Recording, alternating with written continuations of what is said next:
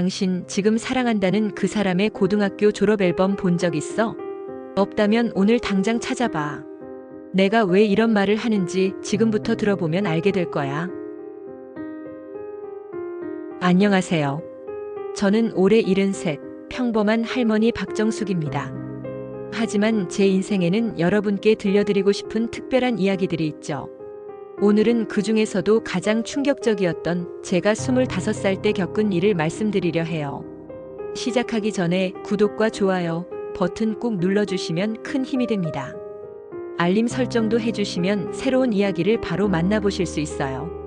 저는 1975년 봄 24세 나이로 파혼을 선언했습니다. 그때 저는 서울 종로 세운상가 뒤편 좁은 골목길 한옥에서 어머니와 단둘이 살던 평범한 은행 창구 직원이었어요. 매일 아침 7시 반 정도 되면 종로에 있는 한일은행의 지점 셔터가 올라가기 전에 출근해서 저녁 6시가 되어서야 퇴근하는 일상. 월급 봉투를 받으면 어머니께 생활비를 드리고 남은 돈으로 명동 코스모스 백화점에서 원피스 하나 사는 게 유일한 낙이었죠. 그런데 그해 봄 제 인생을 완전히 뒤바꿔 놓을 남자를 만났습니다. 아니, 정확히는 다시 만났다고 해야겠네요. 그가 천사의 가면을 쓴 악마였다는 걸 저는 너무 늦게 알았습니다. 1975년 3월 15일 토요일. 그날따라 봄비가 부슬부슬 내렸어요. 은행 업무가 끝나고 정리를 하고 있는데 유리문 너머로 낯익은 실루엣이 보였습니다. 검은 우산을 든 남자가 문 앞에서 망설이고 있었어요.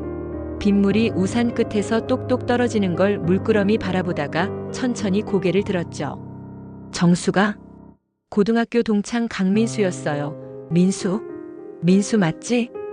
그가 환하게 웃었습니다.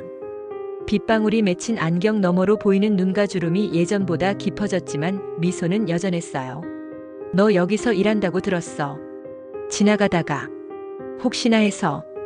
퇴근 후 우리는 종로 뒷골목 경양식집에 갔습니다. 청실홍실이라는 이름의 그곳은 돈가스가 유명했는데 민수는 망설임 없이 제일 비싼 세트 메뉴 2개를 주문했어요. 잘 지냈어? 그가 물었습니다. 응. 그럭저럭. 너는? 그는 잠시 침묵했어요. 포크로 돈가스를 자르다가 갑자기 손을 멈췄습니다. 그리고는 제 눈을 똑바로 바라보며 이상한 말을 했어요. 정수가 우리 고등학교 때 일 다 잊었지? 1968년 저희가 고등학교 2학년이던 시절로 돌아가 볼게요.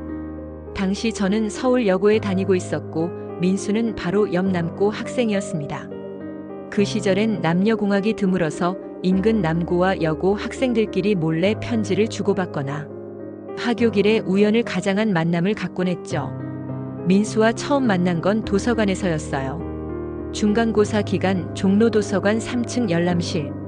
딱딱한 나무 의자에 앉아 영어 단어를 외우고 있는데 옆자리에 앉은 남학생이 자꾸 한숨을 쉬는 거예요. 저기, 괜찮으세요? 제가 조심스럽게 물었죠. 그가 고개를 들었을 때 눈가에 맺힌 눈물을 봤습니다. 민수는 망설이다가 이야기를 꺼냈어요. 아버지가 사업 실패로 빚을 지고 야반도주 하셨다고. 어머니는 충격으로 쓰러져 병원에 계시고 동생들 학비를 어떻게 마련해야 할지 막막하다고요. 그날부터 저는 민수를 도왔습니다. 제가 모아둔 용돈을 빌려주고 어머니께 거짓말을 해서 쌀과 김치를 챙겨다 줬어요. 민수네 집은 청계천 판잣집이었는데 비가 오면 지붕이 새서 온 집안이 적곤 했죠. 정수가 정말 고마워. 나중에 꼭 갚을게. 갚지 마. 우리 친구잖아. 그 시절 민수는 정말 성실한 학생이었어요. 새벽에 신문 배달을 하고 낮에는 학교, 저녁엔 도서관에서 공부했죠. 성적도 좋아서 전교 10등 안에 들었고요. 하지만 고3이 되면서 뭔가 달라졌습니다. 어느 날 민수가 새 교복을 입고 나타났어요. 반질반질한 가죽 구두에 손목에는 시계까지 차고 있었죠. 이거 어떻게 산 거야? 제가 물었습니다. 아, 친척이 도와줬어. 그는 시선을 피했어요. 그날 이후로 민수 주변엔 이상한 친구들이 생기기 시작했습니다. 담배를 피우고 술을 마시는 불량 학생들이었죠. 졸업을 앞둔 2월의 어느 날 충격적인 소문이 돌았습니다. 야, 들었어? 3학년 5반 김영희가 자살 시도했대. 누가 협박했다나 봐. 돈 뜯기고 괴롭힘 당하고. 영희는 민수와 같은 반이었어요. 조용하고 소심한 아이였는데 부잣집 딸이라는 소문이 있었죠. 그날 저녁 민수를 만났을 때 물어봤습니다. 영희 알아? 모르겠는데.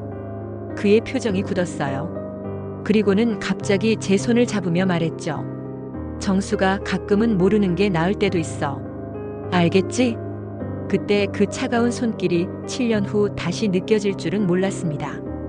고등학교를 졸업하고 우리는 자연스럽게 멀어졌어요. 저는 고졸로 바로 은행에 취직했고 민수는 대학에 갔다고 들었습니다.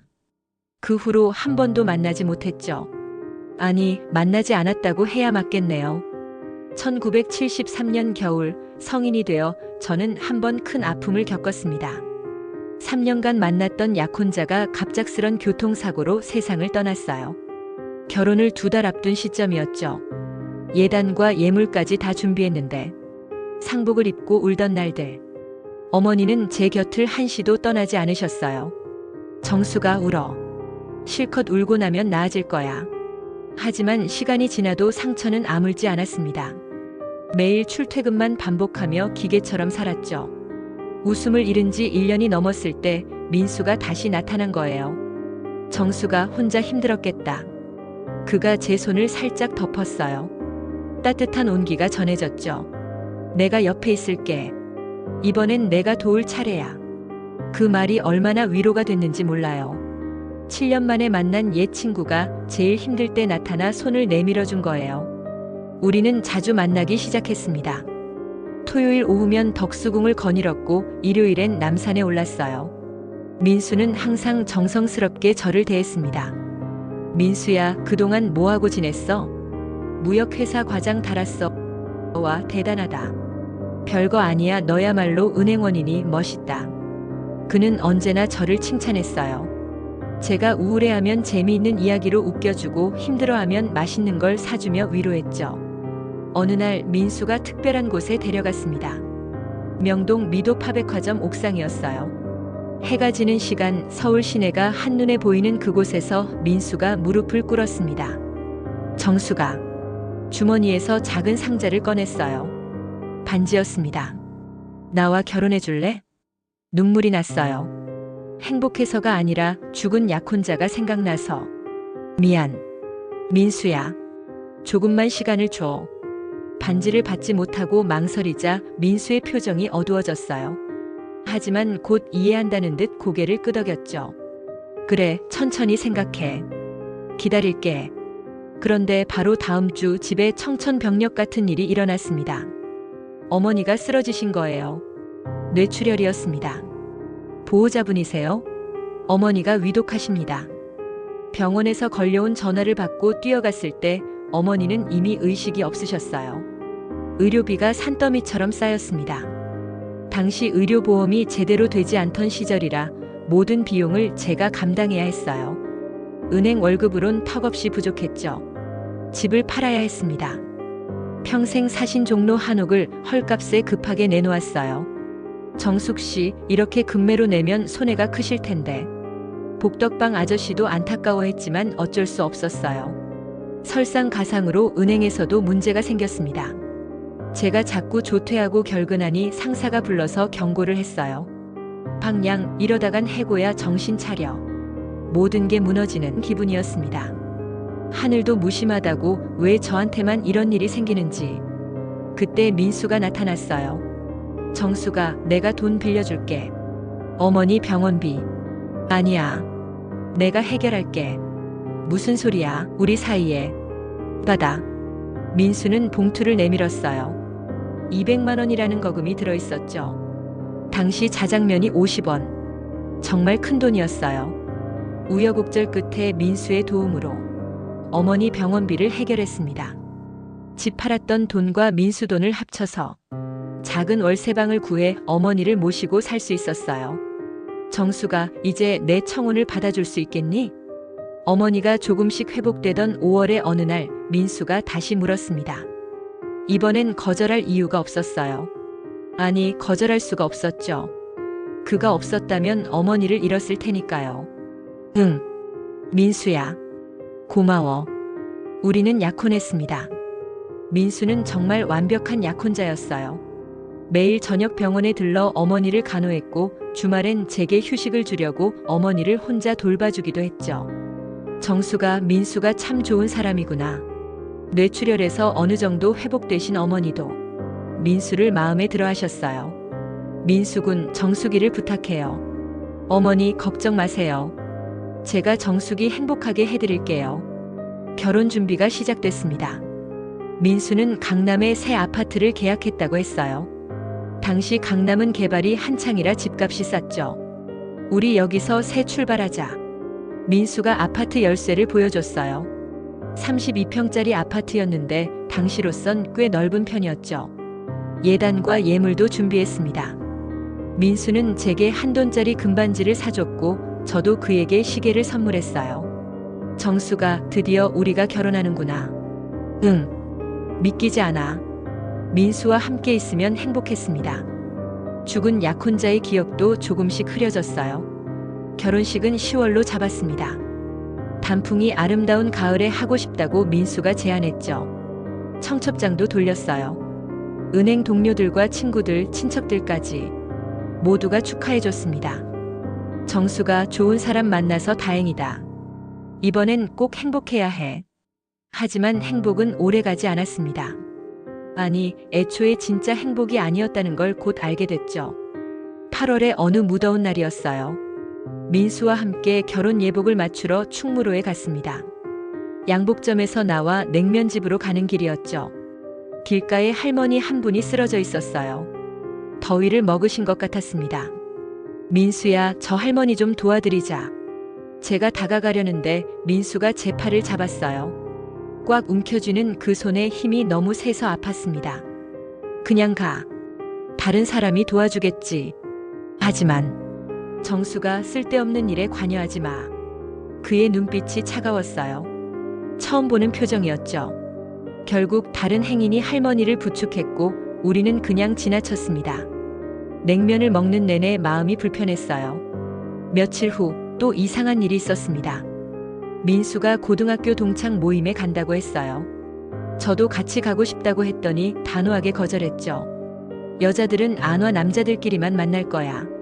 그날 밤 새로 이사한 집 정리를 늦게까지 하고 있는데 민수에게 전화가 왔어요. 술에 취한 목소리였습니다. 정수가, 나야.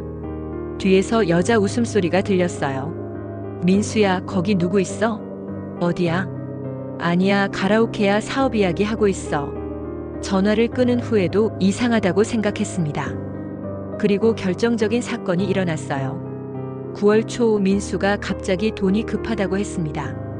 정수가, 미안한데 500만 원만 빌려줄 수 있어? 사업 자금이 묶여서. 500만 원? 그렇게 큰 돈이? 일주일이면 갚을게. 정말이야. 고민했지만 곧 결혼할 사이인데 못 믿을 이유가 없었죠. 어머니 병원비로 빌린 200만 원도 있었으니 당연히 줘야겠지만 당시 500만 원은 굉장히 큰 돈이었어요. 은행에서 500만 원을 대출을 받아 민수에게 줬습니다. 그런데 일주일이 지나도 한 달이 지나도 돈은 돌아오지 않았어요. 이자를 낼 수도 없을 정도가 되었어요. 결혼을 한 달 앞두고 웬일이야. 9월 중순 은행 휴게실에서 동료 선배가 저희의 안부를 물었어요. 선배님, 실은 좀 이상한 일이 있어서요. 저는 민수에 대한 의구심을 털어놨습니다.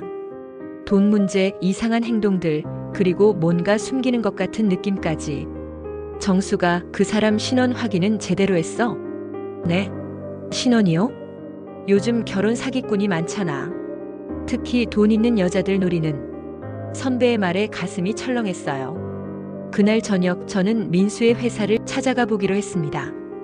한 번도 가본 적이 없었거든요. 항상 바쁘다며 회사엔 오지 말라고 했었죠. 종로 3가의 한 빌딩. 민수가 알려준 주소였습니다. 저기요, 여기 대한무역 있나요? 경비 아저씨가 고개를 흔들며 대한무역? 그런 회사 없는데요. 강민수 과장 아세요? 모르겠는데. 아가씨, 주소 제대로 아는 거 맞아요? 그 순간 모든 퍼즐이 맞춰지는 기분이었습니다. 떨리는 손으로 공중전화를 찾았어요. 민수 회사 번호로 전화를 걸었죠. 여보세요? 낯선 남자 목소리였습니다. 거기 대한무역 아닌가요? 뭔 소리예요? 여기 중국집인데. 전화를 끊고 그 자리에 주저앉았어요. 다시 정신을 차리고 집으로 돌아왔을 때 의외의 사람이 기다리고 있었습니다. 정수가 고등학교 동창 희정이었어요. 졸업 후 연락이 끊겼던 친구였죠. 희정아, 웬일이야? 정수가 네가 강민수랑 결혼한다는 소문 들었어. 응. 그런데? 희정이의 표정이 심각했어요. 그 사람 조심해. 아니, 당장 헤어져. 무슨 소리야? 희정이는 주변을 살피더니 조심스럽게 이야기를 꺼냈습니다. 기억나? 고3 때 김영애 자살 시도한 거. 응. 그거 민수 때문이야. 심장이 멎는 것 같았어요. 무슨 말이야? 영희가 죽기 전에 나한테 편지를 보냈어. 민수가 돈을 뜯고 협박하고 심지어 그 집까지. 희정이는 말을 잇지 못했어요.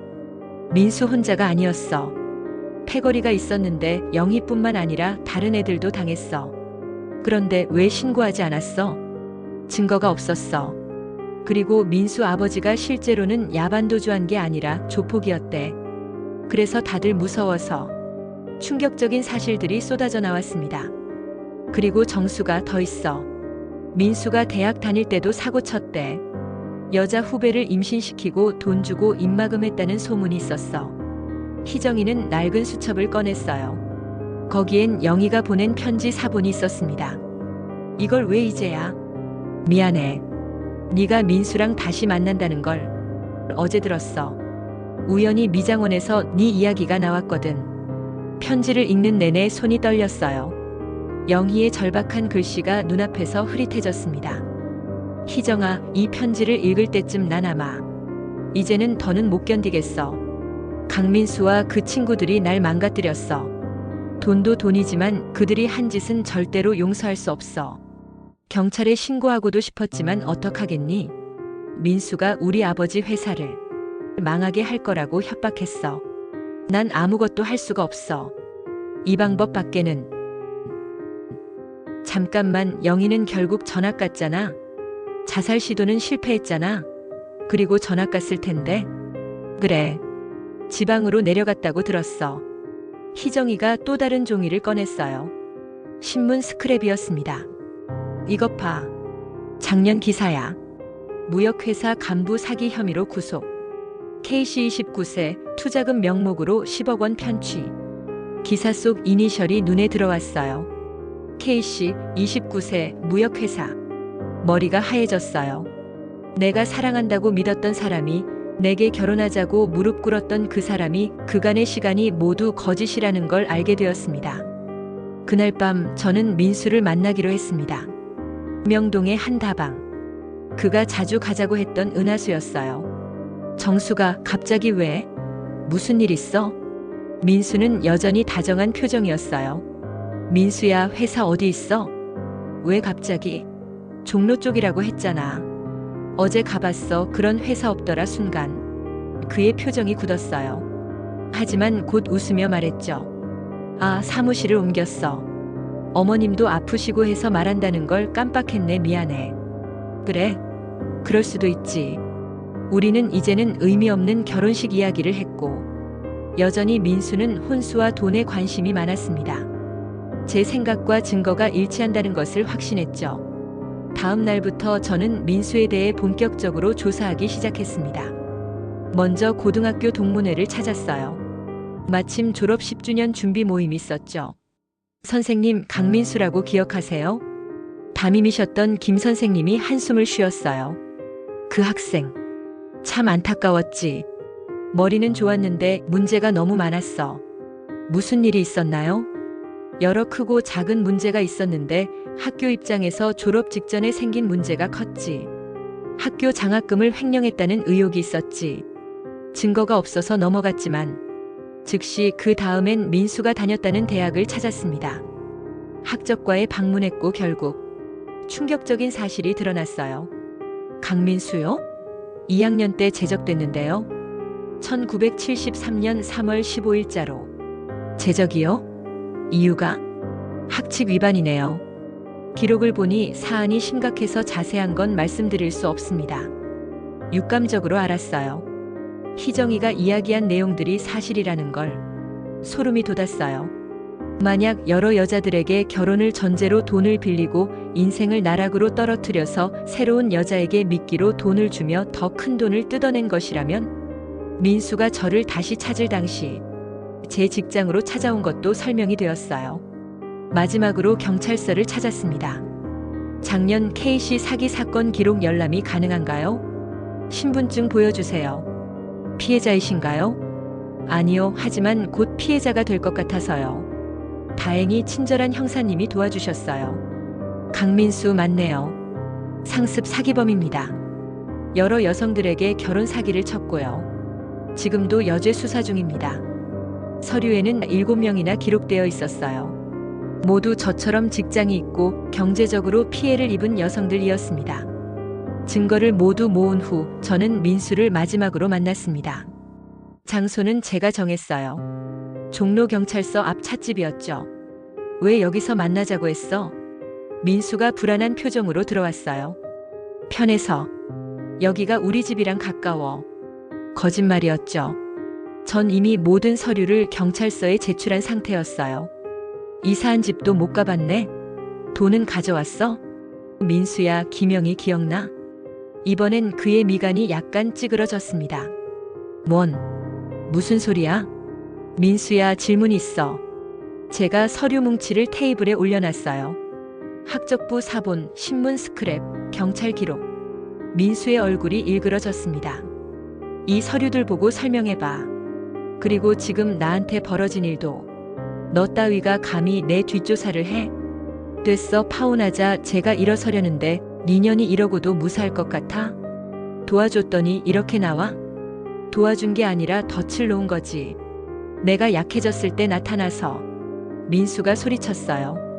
야, 너 내가 준 돈은? 니년 엄마 병원비로 200만 원, 파혼하려면 당장 갚아. 다방 안 사람들이 모두 우리를 쳐다봤어요. 민수가 갑자기 일어섰어요. 좋아.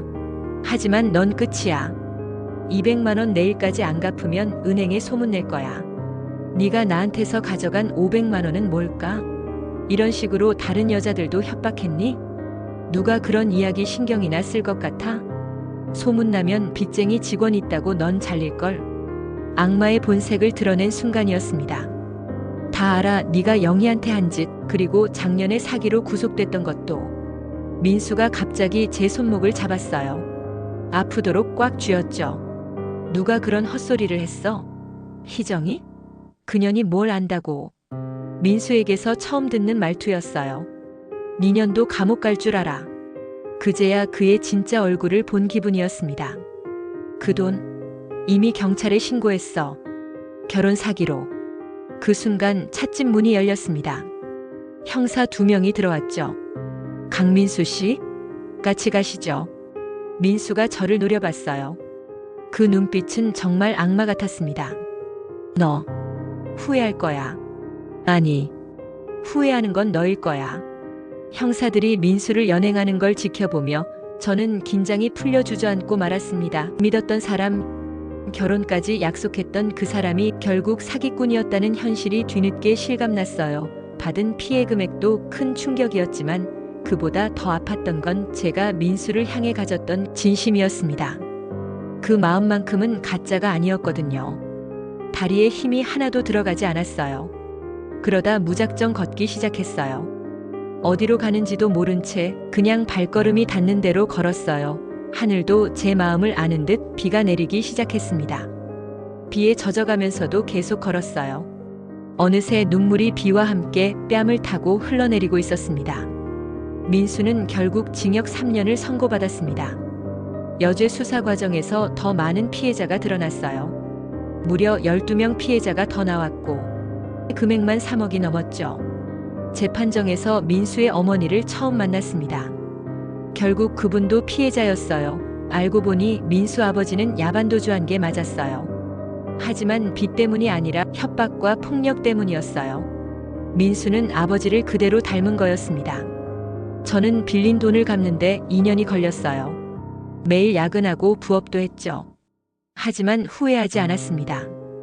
어머니는 다행히 완쾌하셨어요. 정수가 고생했구나. 그 사람 진짜 얼굴을 몰라봐서 미안해. 아니에요, 어머니, 저도 몰랐으니까요. 1977년 저는 새로운 사람을 만났습니다. 같은 은행 지점으로 발령 온 과장이었어요. 조용하고 성실한 사람이었죠. 화려하지 않았지만 진실했습니다. 결혼 전 저는 그에게 모든 걸 털어놨어요. 민수 일까지도요. 괜찮아요. 누구나 실수는 하니까. 중요한 건 교훈을 얻었다는 거죠. 우리는 1978년 봄에 결혼했습니다. 소박한 결혼식이었지만 진짜 축복받는 기분이었어요. 지금 저는 70이 넘었습니다. 이제 대학생인 손자 손녀들이 놀러 올 때마다 이 이야기를 해줍니다. 할머니, 그 나쁜 아저씨는 어떻게 됐어요? 감옥에 갔단다. 나쁜 짓을 하면 반드시 벌을 받는 거야. 그럼 어떻게 나쁜 사람을 구별해요? 말이 아니라 행동을 봐야 해. 작은 일에서 보이는 진짜 모습을 놓치지 마. 여러분도 기억하세요. 사랑에 빠지면 눈이 멀기 쉽습니다. 하지만 작은 신호를 무시하지 마세요. 제 이야기가 누군가에게 도움이 되길 바랍니다. 당신의 직감을 믿으세요. 이 이야기가 도움이 되셨다면 구독과 좋아요 부탁드립니다.